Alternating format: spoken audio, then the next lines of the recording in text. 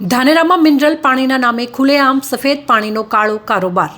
ડીસા બાદ હવે ધાનેરા પણ ડુપ્લિકેટ ચીજવસ્તુઓના વેચાણમાં સતત બદનામી મેળવતો તાલુકો બન્યો છે, જ્યાં ઓરિજિનલ કરતાં ડુપ્લિકેટ સામાન વધુ મળે છે. અને હવે આ યાદીમાં મિનરલ પાણીનો કાળો કારોબાર ઉમેરાઈ ગયો છે.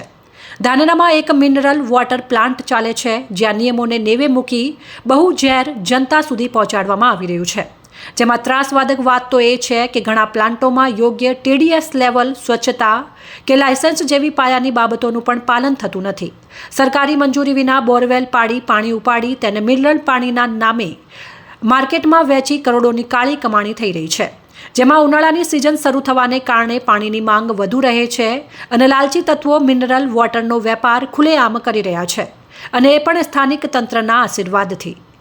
આમ એક બાજુ સામાન્ય નાગરિક પાણીના બિલ ન ભરે તો કનેક્શન કાપી નાખે તેવું તંત્ર, જ્યારે બીજી બાજુ બિનમંજૂર બોરવેલ પર ચાલતા પ્લાન્ટ સામે દ્રષ્ટિ આંધળી બની છે. શું આ તંત્રની નિષ્ફળતા છે કે પછી ઇચ્છિત અવગણના? આમ ખોટા કારોબાર માત્ર લોકોના આરોગ્ય સાથે રમત રમે છે એ જ નહીં, પરંતુ સરકારને પણ બજેટ નુકસાન પહોંચાડે છે. જો તંત્ર એક્શનમાં આવે તો આવા પ્લાન્ટો સામે કાર્યવાહી કરી આવા મીઠા ઝેરનો પ્રવાહ રોકી શકાય, પરંતુ હાલ તો સબ કુછ ગડબડ છે એવું જ ચિતાર જોવા મળી રહ્યો છે.